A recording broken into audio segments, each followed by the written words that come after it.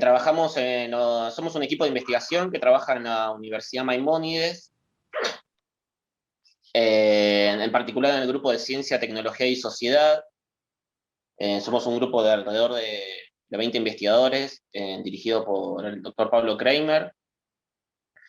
Eh, Se encuentran investigadores del CONICET, también becarios, y nos dedicamos a estudiar algunos aspectos sociales de la ciencia y la tecnología, como para la gente que se está acercando recién a estos temas y no conoce bien. Básicamente tratamos de discutir la idea de que la ciencia es una especie de conocimiento puro, digamos, que siempre da respuestas certeras, racionales y universales a distintos problemas sociales, de manera desinteresada, digamos, que busca el conocimiento puro, la verdad por sí misma, y que no está atravesada, digamos, por intereses de otros actores sociales. Nosotros tratamos de desconstruir, de criticar esa idea y de ver cómo los intereses, ya sean de los científicos o grupos empresarios o grupos universitarios, académicos y otro tipo de organizaciones internacionales, ONGs, tienen distinto tipo de influencia, digamos, a la hora de definir, digamos, una agenda de investigación o un problema de investigación. Digamos, por un lado sería interesante saber que eh, no defendemos, digamos, como acabo de decir, la idea de que la ciencia es un conocimiento puro, abstracto, digamos, pero tampoco al mencionar que en la producción de conocimientos participan los intereses de distintos actores, tampoco estamos planteando cierta idea conspiracionista acerca de cuándo se produce un tipo de conocimiento como si obedecería, digamos, al interés de una mano negra, digamos, que la está manipulando desde atrás. Digamos, tratamos de apartarnos de esos dos tipos de visiones que comúnmente circulan, digamos, en el ámbito público, en la esfera pública, y más bien nos concentramos, digamos, para comprender, digamos, cómo distintos intereses participan de la ciencia, cómo aportan recursos económicos, cómo aportan problemas de investigación, cómo aportan tecnologías o instrumentos, digamos. Cuando desde el Centro de Ciencia, Tecnología y Sociedad y desde los estudios CTS sobre ciencia, tecnología y sociedad, digamos, planteamos que la ciencia es construida socialmente. eh, no nos queremos acercar, digamos, a un relativismo generalizado donde cualquier tipo de verdad puede ser enunciada, o como si los conocimientos científicos fueran simplemente un instrumento del poder para oprimirnos, digamos, que es una visión que a veces se escucha desde actores sociales que critican la ciencia, digamos, los más relevantes, digamos, o no sé si relevantes, pero más conocidos en los últimos tiempos pueden ser, por ejemplo, los terraplanistas, que plantean que la ciencia, digamos, es un instrumento de dominación o de control, etcétera, que incluso se han valido, digamos, de algunas de las discusiones aportadas desde estas miradas constructivistas de la ciencia que nosotros defendemos. Nosotros no nos queremos alejar de esa visión, pero al mismo tiempo sin recaer en esta visión simplista de la ciencia como si fuese un conocimiento puro. O sea, estamos en medio de esa tensión, digamos. Y cuando planteamos que la ciencia es construida socialmente, más bien nos centramos en qué pasa dentro de los laboratorios, por ejemplo. En los estudios CTS, digamos, iniciaron cuando un grupo de investigadores sociales, antropólogos y sociólogos, hace ya 50 años, entraron a los laboratorios para ver si lo que los científicos dicen que hacen es efectivamente lo que hacen. Este, ¿Qué entendemos la gente que ha cursado cualquier curso universitario y gente que incluso no tenga carreras universitarias, pero tiene cierta, digamos, conocimiento de problemas epistemológicos, puede plantear o puede pensar, bueno, la ciencia es un proceso dentro de los laboratorios, un proceso experimental que requiere la replicación, donde el investigador no interviene, donde se realizan experimentos y un resultado verdadero se puede contrastar, se puede comprobar, está fundamentado en hipótesis, en demostraciones. Bueno, resulta que cuando 4 investigadores sociales, digamos, empezaron a trabajar en Estados Unidos, entraron a los laboratorios se dieron cuenta que los científicos hacen un montón de cosas, pero todos estos procedimientos metodológicos que yo acabo de enunciar, replicación, experimentación, falsación de hipótesis, eran solamente una parte de todo lo que los científicos hacían. Entre otras cosas, los científicos, digamos, tenían que, digamos, responder a agendas, digamos, negociar con diversos actores sociales para saber qué era lo que iban a discutir, tenían que encontrar financiamientos para acceder a determinado instrumental, digamos, tenían que, digamos, preocuparse por realizar publicaciones, tenían que preocuparse, digamos, por saber cómo distintos actores sociales iban a responder a lo que ellos planteaban, etc. Bueno, todo esto es más o menos lo que hemos estado investigando de los estudios sobre ciencia, tecnología y sociedad. En esto, como para presentar una breve introducción a estos campos de estudios, en particular, desde el centro de la Universidad Maimónides, yo me he especializado en lo que son, en esta pregunta, digamos, cómo la ciencia contribuye a la resolución de problemas públicos relevantes. ¿No? Un problema público relevante, por ejemplo, es el hambre, podría ser, o en los últimos años el problema público que ha atravesado las agendas, digamos, globales, digamos, ha sido la pandemia, el COVID, pero también podemos mencionar problemas de género, de pobreza, enfermedades negadas, etc. Son distintos problemas y lo que yo y otros investigadores del Centro de Ciencia, Tecnología y Sociedad hemos tratado de ver es analizar cómo los científicos participan en la definición de estos problemas. Las miradas más ingenuas, digamos, que incluso circulan en las esferas públicas, podrían plantear que la ciencia simplemente investiga soluciones a los problemas. Yo voy a dar ejemplos sobre la actividad pesquera, porque ha sido, bueno, mi tesis de doctorado, el tema que me he especializado, que ha sido la pesca a lo largo del siglo XX en Argentina. Un problema que ya tiene un siglo, digamos, en Argentina, y que básicamente ha sido el mismo, que es cómo aprovechar, digamos, los recursos pesqueros del mar argentino. Sabemos que Argentina es un país básicamente agro, que exporta carne, trigo, maíz, bueno, o soja, y que la actividad pesquera siempre ha sido relegada, más allá de que Argentina tiene una de las costas marítimas más grandes del mundo, digamos, y con recursos pesqueros abundantísimos, digamos, en el Atlántico Sur. Y ya desde comienzos del siglo XX, digamos, distintos investigadores de lo que hoy es el Museo Argentino de Ciencias Naturales o desde la Universidad de La Plata posteriormente, se venían preguntando cómo hacer para que todos esos recursos puedan contribuir a la riqueza del país, a producir exportaciones, a beneficiar a los ciudadanos con alimentos, etcétera. Digamos, ha sido un problema que ha estado en las agendas públicas y los investigadores vienen produciendo conocimientos, digamos, para tratar de incrementar esa producción desde hace un siglo, pero el problema no ha sido resuelto. Entonces, desde los estudios de ciencia, tecnología y sociedad, nos interesa, más que ver cómo se producen soluciones, digamos, a esos problemas, ver cómo los científicos fueron definiendo cuál era el problema de la pesca, digamos, cómo tratar de especificar bien qué es lo que se discute cuando se discute el problema de la pesca. Pero esto, para poner otro ejemplo, también pasa en otras disciplinas. Por ejemplo, uno de los temas de investigación del Centro de Ciencia, Tecnología y Sociedad ha sido la enfermedad de Chagas en Argentina. Y también pudimos observar en los estudios de nuestro centro, ver que ese problema ha sido definido de distintas formas y cada forma de definir un problema implica un tipo de solución distinta. Por ejemplo, se discutió si la solución pasaba por erradicar las vinchucas, o si la solución pasaba por generar una vacuna, o por fumigar, o por construir nuevos hogares. Bueno, en el caso de la pesca, digamos, también se propusieron distintas soluciones, y cada una de esas soluciones obedeció, digamos, a los problemas económicos, políticos y sociales de su época.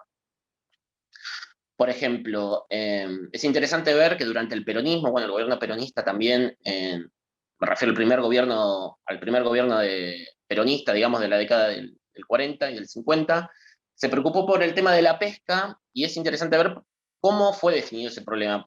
Pensemos que durante ese gobierno, bueno, empezó lo que comúnmente se llama el desarrollo de la pequeña industria local, ¿no? En paralelo al complejo de exportación de granos, y lo que se empezó a plantear es que la pesca, digamos, tenía que producir energía para la nación. Y energía en términos de cadenas bioproductivas. Este fue el concepto, digamos, que desarrollaron dos investigadores rumanos que llegaron a Argentina en, durante el gobierno peronista, y ellos empezaron a plantear que la pesca, que la actividad pesquera podía funcionar como una fábrica, ¿no?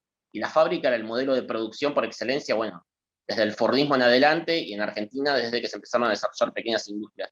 ¿Y qué quiere decir que la pesca funcionaba, digamos, como una cadena bioproductiva, como una cadena... ¿Subió? Sigue bien, ¿no? ¿Se me escucha bien? Sí, sí. Sí, todo bien. ¿Qué quiere decir que la pesca funciona como una cadena bioproductiva? Bueno, los investigadores planteaban que desde el fondo del mar se producía, la producción primaria producía energía, digamos, que se transmitía desde el plancton hasta los peces. Digamos, este concepto no era nuevo en el mundo, digamos, ya tiene una larga historia, ¿no? Esto de la transferencia de energía desde las cadenas alimenticias, pero la innovación de estos dos investigadores rumanos que escribieron un libro de 1000 páginas, perdón, de 2000 páginas sobre biología marina, todo un manual que fue, eh, digamos, estaba muy actualizado para la época, que fue muy importante y que después se distribuyó por toda América Latina como manuales de estudio. Lo que planteaban estos investigadores es que las cadenas bioproductivas no terminaban en el mar, sino que continuaban a través de la sociedad. Y el último eslabón, ellos conceptualizaron que era el pueblo, ¿no? Y el pueblo, digamos, todos los que hayan estudiado el peronismo saben que fue como el agente, la referencia, digamos, social típica perdón, típica del peronismo. Entonces, ahí se puede ver, digamos, lo que yo quiero traer con este ejemplo es ver cómo la forma en que los investigadores problematizan una cuestión, en este caso la pesca, refiere, digamos, a ámbitos que exceden la producción científica y que retoma ciertas conceptualizaciones sociales, como pueblo, como cadena de producción, ¿no? La cadena de producción es un concepto típico eh, de la producción industrial, ¿no? De las cadenas productivas fordistas, y cómo los investigadores fueron incorporando estas ideas, la idea de pueblo, la idea de cadena de producción, eh, como para poder comprender, digamos, estas dimensiones sociales de la ciencia. Después, por ejemplo, en otra dimensión muy importante, ¿no? Cuando hablamos de que la ciencia es construida socialmente, tiene que ver con el uso de tecnología. Y el uso de tecnología, digamos, los instrumentos de investigación, los que se usan dentro de los laboratorios, pero también los que se usan en las ciencias de campo, o en las encuestas, o en las investigaciones que se realizan a bordos de barcos, todas esas tecnologías, digamos, tienen un origen social que delimita cómo pueden ser utilizadas y para qué son utilizadas. En el caso de la pesca, digamos, todo el moderno instrumental de investigación que se utilizó durante la década del 60 era un instrumental que no fue diseñado con fines científicos, sino que fue diseñado con fines económicos. ¿No? Estamos pensando en las redes de nylon sintético que reemplazaron a las redes de seda. Estamos pensando en las ecosondas y en los sonares que fueron desarrollados con fines militares durante la Segunda Guerra Mundial y que después fueron apropiados, digamos, por las pesquerías para encontrar nuevos cardúmenes. Estamos pensando también en barcos que desarrollaron nuevos artes de pesca, como el arrastre de popa, digamos, que fueron implementados para poder incrementar las capturas. Todos estos instrumentos en la década del 60 fueron incorporados por buques oceanográficos, digamos que eran grandes buques de investigación, para poder estudiar la vida marina, para poder estudiar cómo evolucionaban las poblaciones de peces sintéticamente. ¿Y qué pasó? Se generaron grandes controversias, digamos, entre los grupos de investigadores. Eh, Más o menos, quiero saber cuánto tiempo me quedan, que me quedan 10 minutos más. Sí, creo que Bueno, me estamos encanta. bien el tiempo entre presentación y tu disertación. Bueno, se generaron grandes controversias en los científicos. En Argentina se había creado en 1960 un instituto de investigación que era el Instituto de Biología Marina que funcionaba en Mar del Plata, que fue el primero que empezó a funcionar en el país, digamos, de manera continua, y se generaron grandes problemas porque había un grupo de investigación que apoyaba, digamos, el uso, digamos, de todo este instrumental moderno, y otro grupo de investigación que pensaba que el uso de ese instrumental iba a terminar, digamos, generando conocimientos para que las pesquerías los puedan apropiar y que se desarrollase sobrepesca, digamos, el aniquilamiento de los recursos pesqueros, que finalmente terminó sucediendo, pero 30 años después, con lo que pasó con la crisis de la merluza en 1997, cuando colapsó el recurso. Lo importante de todo esto es ver que más allá de que esas controversias duraron, digamos, 30 años, incluso se mantienen hasta el día de hoy sobre cómo conocer, digamos, la vida marina, mientras duró la controversia, se desarrollaron grandes avances tecnológicos y científicos, digamos, porque todo ese instrumental pesquero fue puesto a prueba por los investigadores para saber cómo mejorarlo, cómo implementarlo. Cuando los investigadores discutían si estas redes de pesca protegían al medio ambiente, digamos, porque no pescaban juveniles o porque no pescaban fauna acompañante, lo que estaban haciendo era generar conocimientos que después se podían transferir, digamos, a las pesquerías para que las pesquerías sepan dónde encontrar esos recursos y sepan cómo implementar mejores las redes de pesca.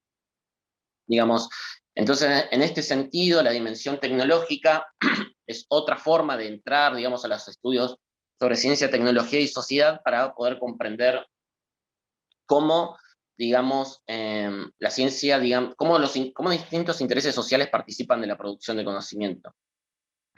Y como para cerrar, digamos, a mí me parece que sería muy interesante, digamos, poder comprender, digamos, distintos problemas sociales actuales, digamos, en particular el COVID, digamos, y ver cuáles fueron las medidas, digamos, implementadas, digamos, desde los entes públicos para poder abordar esta medida, y ver qué tipo de controversias se sucedieron, pero más allá de las controversias, ver qué tipos de innovaciones tecnológicas o qué tipo de innovaciones científicas y también burocráticas y administrativas se han desarrollado a lo largo de la pandemia, digamos, porque en el caso de la pesca yo les dije que hubo una controversia que duró 40 años.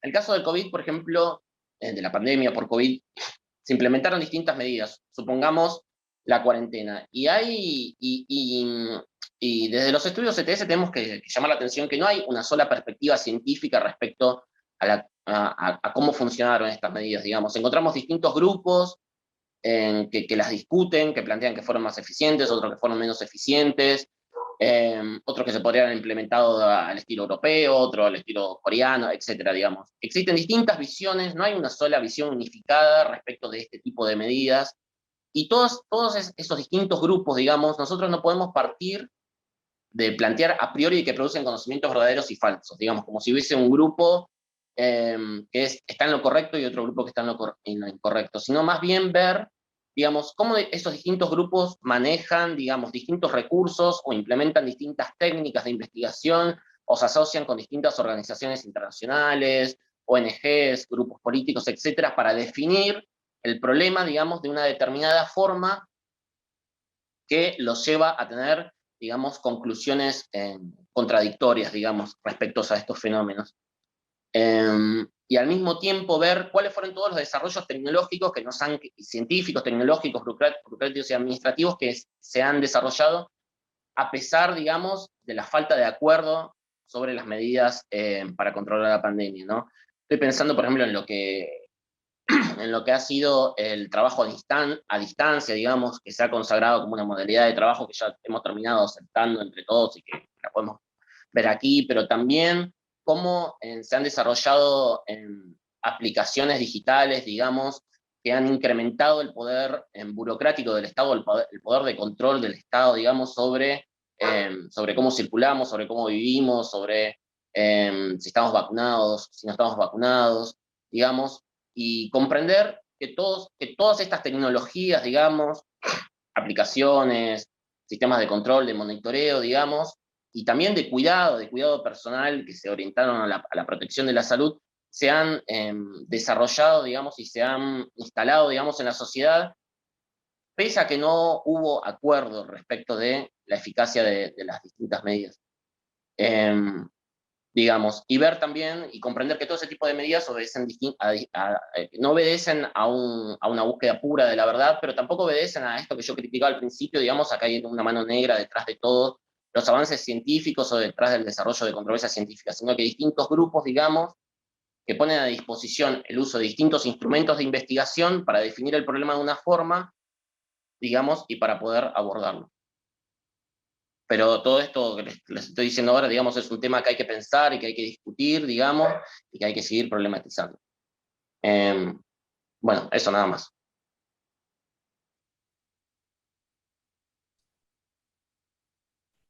No sé quién sigue ahora. Bueno, perfecto. No sé si Pablo está conectado en este momento, si nos escucha. Sí, se Parece que escucha. no, Bueno, Facu, ¿te parece que pasen a los videopósters y por ahí las preguntas se pueden Perfecto. hacer todas al final? hacemos así entonces. Ahora vamos a pasar los videopósters de distintos investigadores del CCTS y al final destinamos un momento a preguntas que pueda haber del público, y si está Pablo, hacemos un cierre con la presentación del centro.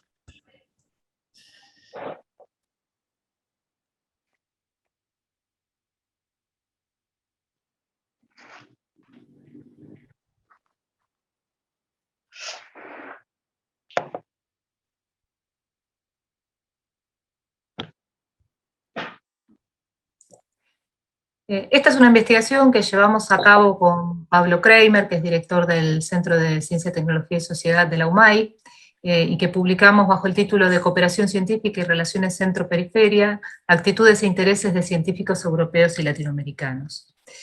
El objetivo fue estudiar la participación de grupos de científicos latinoamericanos en el 7º Programa Marco de la Unión Europea, tomando los casos de Argentina, Brasil, Chile, Colombia y México, que en conjunto representan el 80% de la participación latinoamericana en ese programa marco, y los campos de salud, medio ambiente y bioeconomía basada en conocimiento. Nos formulamos 3 preguntas, me interesan sobre todo las 2 últimas, la segunda, la que tiene que ver con el plano de las estrategias cognitivas, que es qué motivaciones tienen los líderes europeos para enrolar grupos latinoamericanos en la conformación de sus consorcios de investigación, y en el nivel de las prácticas, qué rol desempeñan los grupos latinoamericanos en esos consorcios. Básicamente se trató de un estudio cualitativo, y partimos para seleccionar algunos proyectos de la base de datos de los programas marcos, que es la base de datos Cordis, de la que extrajimos los proyectos colaborativos, que son proyectos propiamente de investigación, y segregamos aquellos proyectos que tienen que ver con movilidad o con formación de redes, y una vez que obtuvimos la base de todos los proyectos colaborativos, seleccionamos aquellos en los que participaban estos 3 países en estas 3 áreas en particular. Y a partir de eso seleccionamos 5 o 6 proyectos de cada una de esas 3 áreas en los que participara alguno de estos 5 países, y en total analizamos unos 17 proyectos a partir de la revisión de las páginas web de los proyectos y de entrevistas en profundidad con los directores de esos proyectos, que son los líderes europeos. Uno de los resultados fue la elaboración de una tipología preliminar de motivaciones de estos líderes europeos. Por supuesto, en todos los casos se hace referencia al prestigio internacional que tienen los grupos, y en algunos casos, algunos proyectos tienen en las convocatorias algunos de los a América Latina como países target. Despejando esas motivaciones, encontramos en principio 4 tipos dentro de esta tipología. Yo voy a hacer referencia a 3. Un primer tipo tiene que ver con la participación basada en recursos locales de América Latina, que son indispensables para hacer investigación. Un ejemplo de esto es un proyecto de un consorcio coordinado por un grupo catalán que quería testear el perfil tóxico del besnidazol, que es la única droga que existe para el tratamiento de Chagas, y entonces convocó a un grupo brasileño y a un grupo argentino, ambos con mucha experiencia en trabajo sobre la enfermedad de Chagas, y fundamentalmente en el caso del grupo brasileño porque tenía acceso a pacientes con la enfermedad, ¿no? Ambos grupos con mucha trayectoria y mucho prestigio internacional. El segundo, el segundo tipo es lo que llamamos participación por subcontratación para contribuciones específicas a una investigación global o para generar regulaciones. Es el caso, por ejemplo, de un consorcio que quiere analizar la polución de las aguas de los ríos por diferentes tipos de virus como consecuencia del cambio climático. Y el proyecto quiere estudiar diversos ríos europeos y contrastar con alguna región tropical. Y ahí es donde convocan a un grupo brasilero, que también es un grupo muy prestigioso, muy respetado internacionalmente, porque necesitan tener acceso a una localización tropical. Este grupo tiene acceso al Amazonas, y básicamente su trabajo fue tomar muestras según los protocolos ya establecidos, hacer mediciones y generar los informes correspondientes. Voy directamente al cuarto tipo, que tiene que ver con la participación en función de la posibilidad de hacer ensayos clínicos o agrícolas que están menos regulados en América Latina que en Europa. Este caso es quizás, este tipo es quizás más claro que los anteriores. Y una segunda conclusión a la que llegamos es que la modalidad predominante de participación de estos grupos, aunque no es la única, es a partir de proyectos que ya, digamos, donde los grupos europeos ya tienen un diseño metodológico y conceptual del proyecto, y los grupos latinoamericanos en general no participan, en algunos casos sí, pero en muchos casos no participan en ese diseño general del proyecto, y su actividad más específica tiene que ver con la recolección y sistematización de datos. Y eso es lo que nosotros llamamos integración subordinada. Bueno, creo que esto es todo por hoy, y muchas gracias por su atención. Buenas tardes a toda la audiencia. Mi nombre es Bernadette Califano, soy licenciada en Ciencias de la Comunicación y doctora en Ciencias Sociales por la Universidad de Buenos Aires, y trabajo como investigadora adjunta en el CONICET. En esta breve presentación me gustaría contarles cuál es mi línea de trabajo en CONICET. Me dedico desde hace varios años a investigar y a estudiar las políticas públicas implementadas para los medios de comunicación y las tecnologías de información y comunicación en la Argentina. Actualmente estoy focalizada en el periodo comprendido entre 2015 y 2021. Para ser un poco más precisa, ¿qué es esto de las políticas de comunicación? O que se entienda específicamente qué estudio. Bueno, me dedico a estudiar el conjunto de principios, reglas, decisiones que recaen sobre los sistemas de medios de comunicación. Este conjunto de reglas, principios, se desagrega en instrumentos regulatorios. Estos instrumentos regulatorios pueden recaer sobre la estructura del mercado de medios, sobre la infraestructura técnica y los desarrollos tecnológicos, sobre los contenidos de los medios de comunicación. A veces el Estado regula en términos positivos, no estamos hablando de contenidos solo, regulación en términos negativos, sino promoción de cuestiones relativas a la diversidad y la pluralidad de medios, el ejercicio del derecho a la libertad de expresión. Hay instrumentos regulatorios que recaen sobre las formas de financiamiento de los medios, sobre los modos y plazos de adjudicación de licencias. Hay formas de autorregulación, formas de corregulación. Bueno, esas son algunas de las cuestiones o instrumentos regulatorios que me dedico a estudiar. Yo trabajo desde una mirada conceptual que entiende a las políticas de comunicación como un proceso social alrededor del cual se producen ciertas disputas entre actores que tienen distintos intereses. Estos intereses, un poco esquemáticamente, podrían contraponerse en algún caso, del modo como lo presento aquí, el interés público versus el interés privado, intereses económicos versus intereses sociales y culturales, intereses internacionales versus nacionales o locales. el acento particular de la mirada conceptual con la que trabajo es la economía política de la comunicación, que hace hincapié en que todos estos actores que interactúan alrededor de este proceso social para elaborar políticas de comunicación poseen desiguales condiciones de poder político y económico que los llevan a incidir de manera diferencial sobre estos procesos de elaboración de políticas. Estos actores actúan a diferentes niveles, a nivel transnacional, regional, nacional y local. Para que se entienda, a nivel transnacional hay organismos, por ejemplo, en el marco de Naciones Unidas, como la UNESCO, la Unión Internacional de Telecomunicaciones, o algunos incluso como la OMC, la Organización Mundial del Comercio, que inciden cada vez más en los procesos de elaboración de políticas de medios al interior de los países.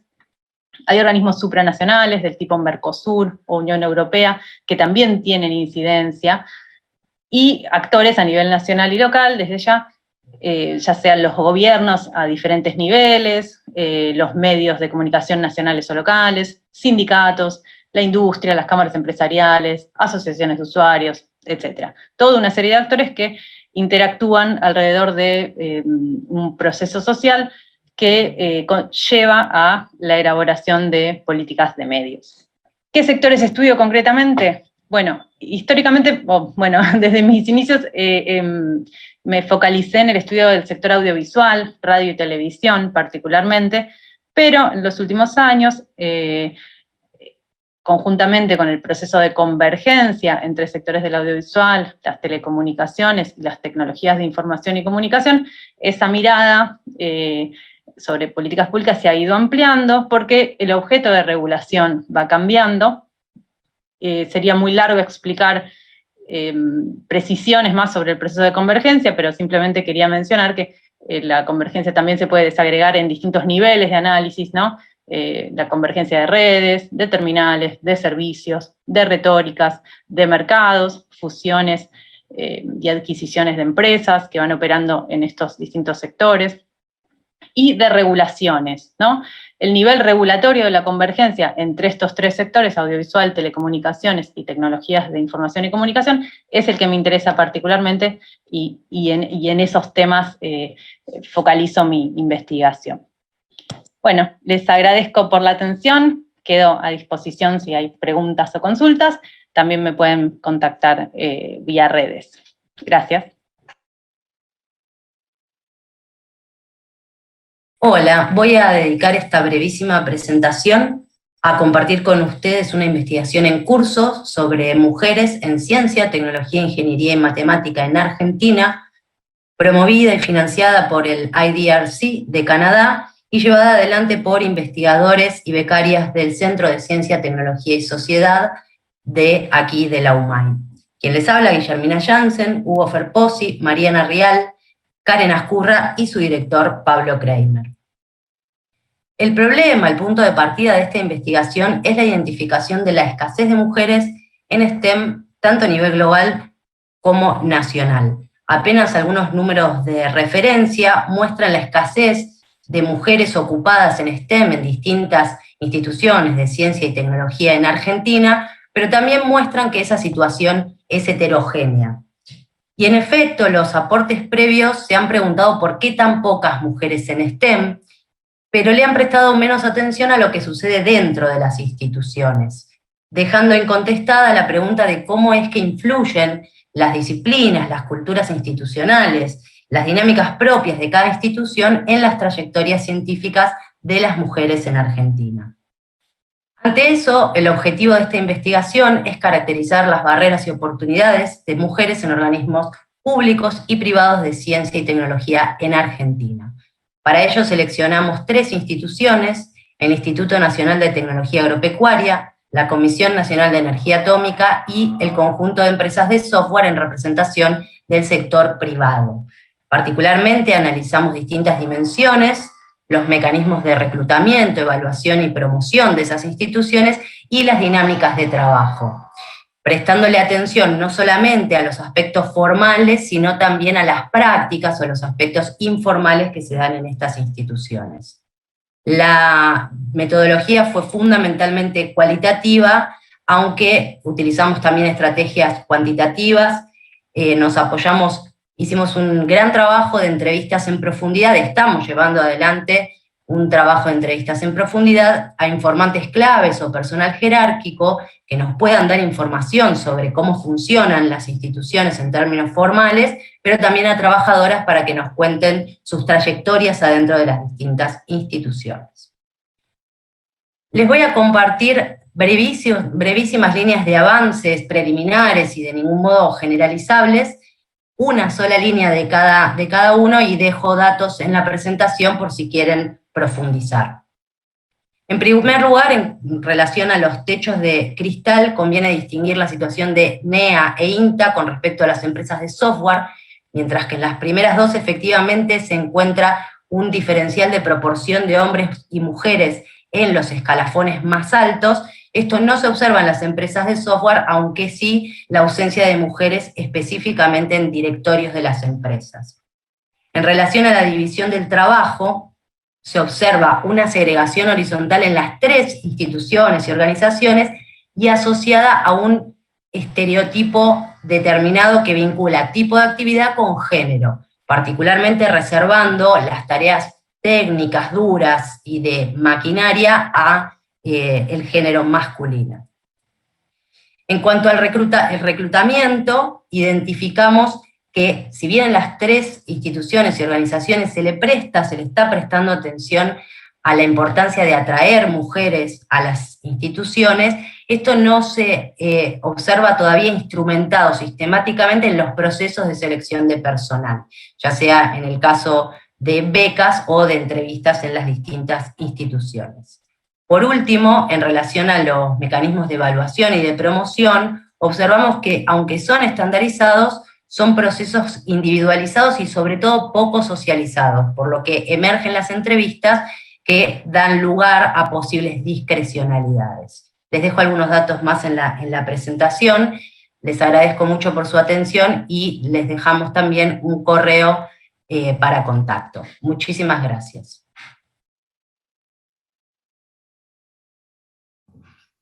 Desacoples entre educación, empleo y salarios en el sector de software argentino. En las últimas 2 décadas el sector de software argentino ha experimentado un crecimiento notable y un exitoso desempeño exportador, por lo que fue visto como el vehículo para unir a la economía argentina a la llamada economía del conocimiento. No obstante, los actores empresariales y académicos han señalado de manera reiterada que la escasez de recursos humanos calificados constituye el principal obstáculo a una mayor expansión del sector. Ante una demanda expansiva y una oferta estancada, sería esperable encontrar un crecimiento de los salarios del sector y elevadas primas salariales de los títulos de grado y la calificación profesional. Sin embargo, en este trabajo encontramos que el sector de software es el único en el que se verifica una caída del salario real respecto a su nivel previo a la crisis de convertibilidad y, por otra parte, muestra las primas salariales de los títulos de grado y el seniority de la ocupación más bajos de toda la economía. Cuando observamos la evolución del empleo en el sector junto con la evolución de estudiantes y graduados en carreras informáticas, los datos parecen confirmar el diagnóstico sobre la escasez de recursos humanos calificados. La línea negra en el gráfico muestra la evolución del empleo, mientras que la gris la de estudiantes activos, ambas con valores en el eje izquierdo. Por otra parte, la roja muestra a los graduados con los valores en el eje derecho. Mientras que el empleo creció de forma exponencial desde el 2003, la matrícula y la tasa de graduados en carreras informáticas permanecieron estancadas. De este modo, junto al salto expansivo del sector, los puestos de trabajo fueron cubiertos cada vez más por trabajadores no titulados. El contexto, así, habría llevado a las empresas a contratar estudiantes, los que luego abandonan sus carreras, generando un círculo vicioso de déficit de personal con alta formación y un exceso de demanda de profesionales. Según supuestos de la economía neoclásica, ante una demanda creciente y una oferta estancada, sería esperable entonces que los salarios hubieran tenido una pendiente creciente. A continuación, evaluaremos esta hipótesis. En los gráficos, observamos la evolución del empleo y el salario en el sector de software, la línea roja, y en el promedio del sector privado registrado, la línea verde. Al observar la evolución del empleo y el salario real en las últimas 2 décadas mediante un número índice, es notable la contradicción entre la dinámica del empleo y el salario en el sector de software, a contrapelo de lo que ocurre en el promedio del sector privado registrado. El sector de software muestra la tasa de creación de empleo registrado más dinámica de todo el sector, y al mismo tiempo muestra la tasa de evolución del salario más baja de todo el sector privado, siendo incluso el único en el que se verifica una caída del salario real respecto al nivel que tenía a fines de la convertibilidad. Ahora bien, La hipótesis propuesta en algunos estudios para explicar esta contradicción entre empleo y salario sostiene que la caída del salario se debe a que la demanda de empleo se cubrió a expensas de la calificación. Así, el salto expansivo del sector habría implicado una disminución del peso relativo de los graduados en carreras informáticas o de trabajadores altamente calificados hasta convertirse estos en una porción minoritaria. Si esto es así, debería existir un diferencial de salario notable entre trabajadores de distintas calificaciones relativas. Para observar si este diferencial existe, estimamos las primas salariales de los títulos de grado y posgrado mediante modelos estadísticos alternativos sobre un pool de datos de la EPH entre 2011 y 2019. En el gráfico podemos observar la prima salarial tanto para el título de grado como para la calificación profesional del puesto o seniority. Los puntos celestes muestran la prima salarial del grado sin incluir control por calificación del puesto, los puntos azules muestran la prima del grado, pero controlada por calificación, y finalmente los puntos rojos, la prima salarial de la calificación del puesto. Encontramos que el sector de software tiene las primas salariales del título de grado y la calificación profesional más bajos de toda la economía. Un 12% para el título de grado y apenas un 13% para la calificación profesional.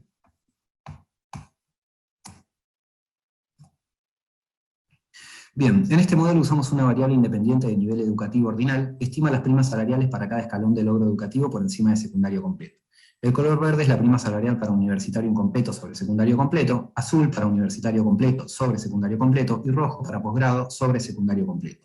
Esto nos permite obtener una aproximación al efecto diploma. Podemos obtenerlo mediante las distancias entre las primas salariales de cada nivel de logro educativo.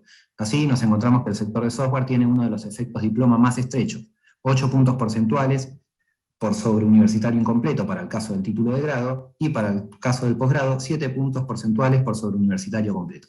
Así, pese a la escasez de recursos humanos calificados, no hay evidencia de primas elevadas por titulación ni por calificación. Algunas conclusiones entonces. El crecimiento del empleo en el sector de software fue parcialmente independiente de la oferta de estudiantes activos y graduados informáticos que se mantuvieron relativamente estancadas en las últimas 2 décadas. Esto no parece haber limitado la expansión del empleo en el sector de software, que muestra la tasa de creación de empleo registrado más dinámica de todo el sector privado. Pese a este escenario de oferta aparentemente estancada y demanda expansiva, se trata del único sector en que cayó el salario real entre la salida de la convertibilidad y 2019. Por otra parte, la caída del salario no parece deberse a un sesgo de calificación, ya que los rendimientos salariales de la educación formal y la calificación profesional del puesto en el sector de software son los más bajos de toda la economía. Bien, esto ha sido todo, espero que les haya interesado y les agradezco por la atención. Mi nombre es Juan Laina, soy becario doctoral del Centro de Ciencia, Tecnología y Sociedad.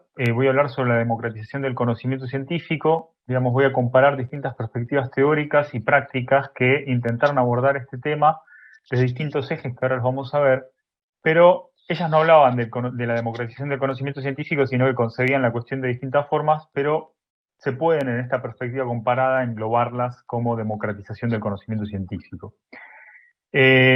Básicamente un primer modelo, que es el déficit cognitivo, que es un modelo teórico y práctico, surgió a mediados del siglo XX en países del primer mundo y concebían el conocimiento ante todo como información, como un conjunto de proposiciones. Consideraban que el problema que debían, digamos, abordar era la ignorancia generalizada de la masa de la población sobre temas de ciencia y de tecnología.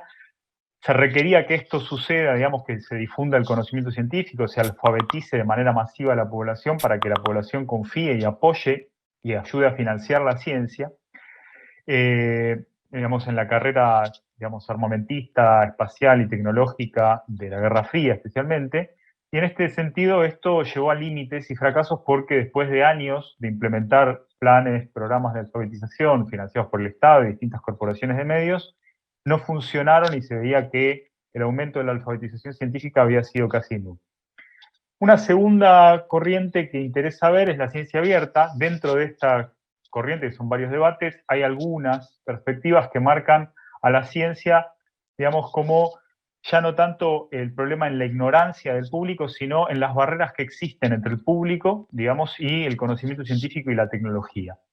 En este punto el objetivo es superar esas barreras, digamos, romper esas barreras para que el público pueda acceder a la ciencia y al conocimiento científico y a los dispositivos tecnológicos para beneficiar, digamos, en pos de utilizar el conocimiento científico para distintas necesidades a la masa de la población o al público no experto, ¿no? Las actividades que se plantearon en varios de los casos fueron la liberación de derechos de autor, la liberación de patentes, la organización de repositorios públicos, las publicaciones gratuitas, incluso la ciencia ciudadana. Y acá el límite y fracaso principal que se encontró fue el hecho de que no se adecuó la ciencia que se abría en muchos casos y que se hacía pública y de acceso irrestricto, no era adecuada para las necesidades del público no experto y el público lego, sino para corporaciones más concentradas e incluso internacionales, que no son locales, que tenían más facilitado aún el acceso al conocimiento científico y a la tecnología liberada. Un tercer grupo de debates son los debates más actuales en ciencia, tecnología y sociedad, que, digamos, plantean una perspectiva menos cosificada y más procesual y contextual del conocimiento, focalizando en que lo fundamental para entender el conocimiento científico es que este es una derivación que está implicada en ciertos tipos de problemas, que el problema y el encuadre problemático que se hace del conocimiento es fundamental para entender qué clase de, digamos, información y qué clase de conocimiento tenemos, y que no todo conocimiento va a ser útil en toda circunstancia. Acá los límites principalmente es que estos conjuntos de debates son primordialmente analíticos, hicieron avanzar mucho la comprensión sobre los procesos de difusión y de uso del conocimiento científico por parte de sectores legos, o mal llamados legos, pero no sustanciaron, no estandarizaron o estabilizaron una instancia de intercambio y democratización del conocimiento científico a nivel más general. Bien, entonces, en este punto, comparando estas perspectivas, surge como, digamos, conclusión, como algunas conclusiones, el hecho de que cuando se consigue el conocimiento de una manera cosificada, se tiende a reducir o restringir la comprensión de lo que podría ser la democratización del conocimiento, es decir, el uso del conocimiento por parte de sectores no expertos, en el acceso, digamos, o la difusión sobre un objeto. En este punto hay un carácter instrumental en donde se tiende a presuponer que todo conocimiento es universalmente útil. Y esto no es así, y es en gran medida, muy probablemente, un factor muy importante que explique el fracaso de estas perspectivas. Es decir, el fracaso analítico y práctico. Y acá, por último, tendremos en los aspectos social más general, el campo científico, y en el del público más general, rasgos y características que permitirían explicar cómo se dan estos límites y por qué se dan estos límites. En gran medida, la División Internacional del Trabajo Científico y el sistema de evaluación científica son aspectos que limitan y disocian el carácter y la posibilidad de democratizar el conocimiento científico.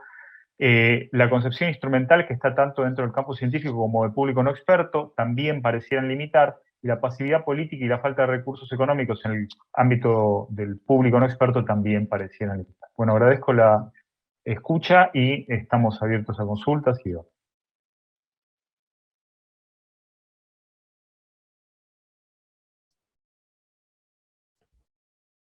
Bueno, muchas gracias a todos. Adriana, te paso a vos la posta para que hagas un balance de la actividad, ¿te parece? Y coordines las preguntas y los comentarios. Estás muteada. ¿Pueden desmutear, por favor, a Adriana Fell, a la doctora Fell? Debería poder Ahí está. habilitar el micrófono. Ahí está, perfecto. Ahí está, ahí está. Bueno, les agradecemos a todos por haber participado de esta actividad. Más o menos tienen un pantallazo general de qué es lo que hacemos en este Centro de Ciencia, Tecnología y Sociedad. Ahí está Pablo Kramer, que es el director del centro. No sé si él quiere cerrar con algún comentario. No fue para nada exhaustivo la muestra de investigaciones que hacemos en el centro, pero bueno, por lo menos para empezar a presentarnos y a conocer qué es lo que hacemos, me parece que es una muestra interesante. Pablo, ¿estabas por ahí? Sí, estoy acá, ¿qué tal? Buenas tardes para todos. Si tenemos 5 minutos, les presento un pantallazo general de los integrantes y las actividades del centro. Sí, sí, excelente, Pablo, adelante. Bueno, entonces les comparto la pantalla.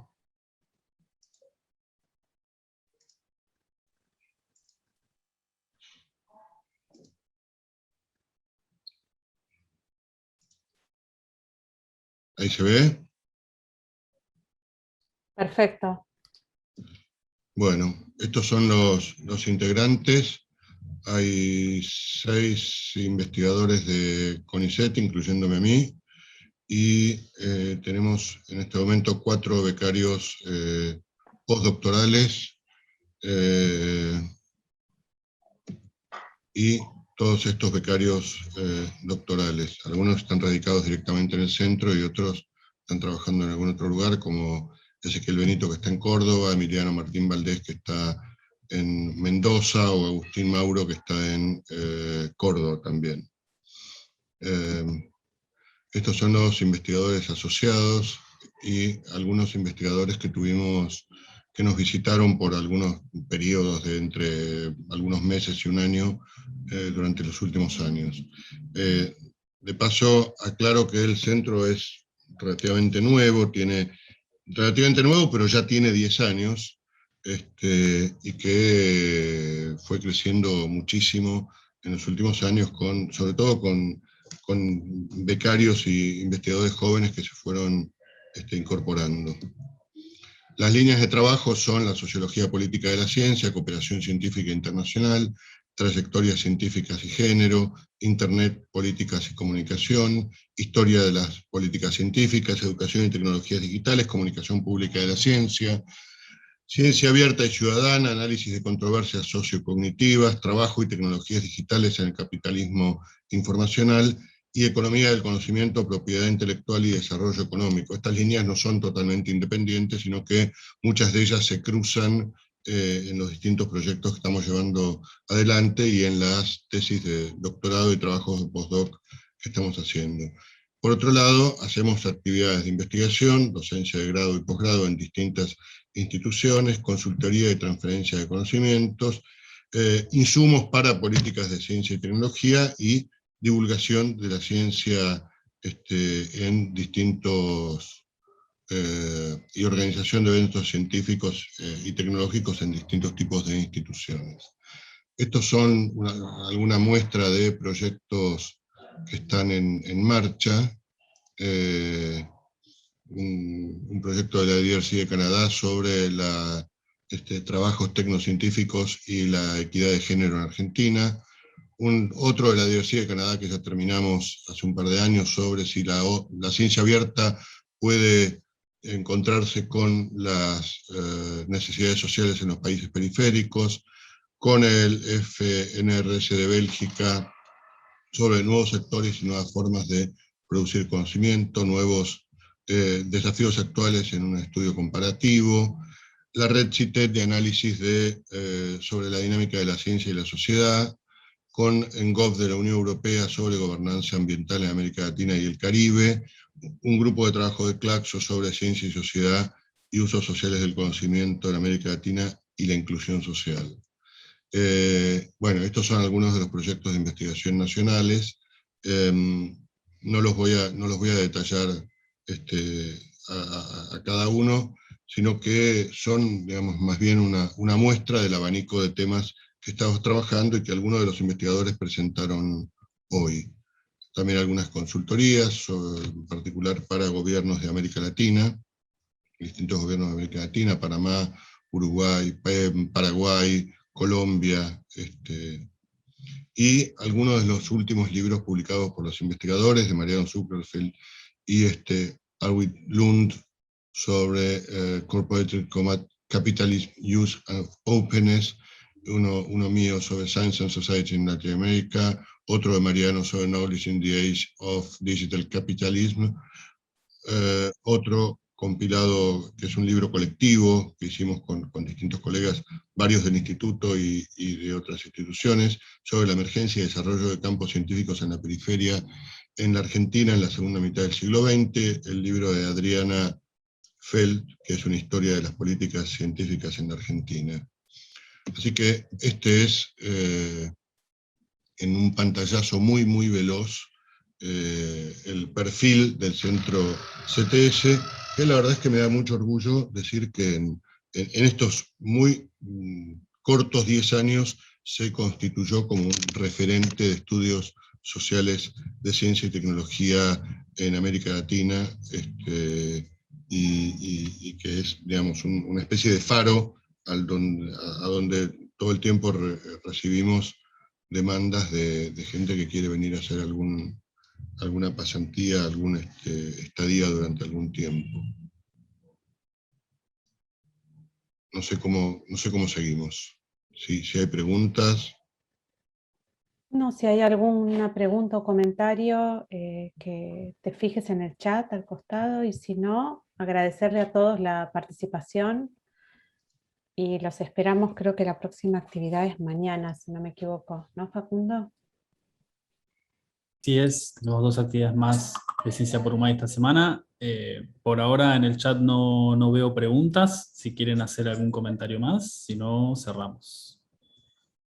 Hay felicitaciones, pero Eso sí. no veo preguntas.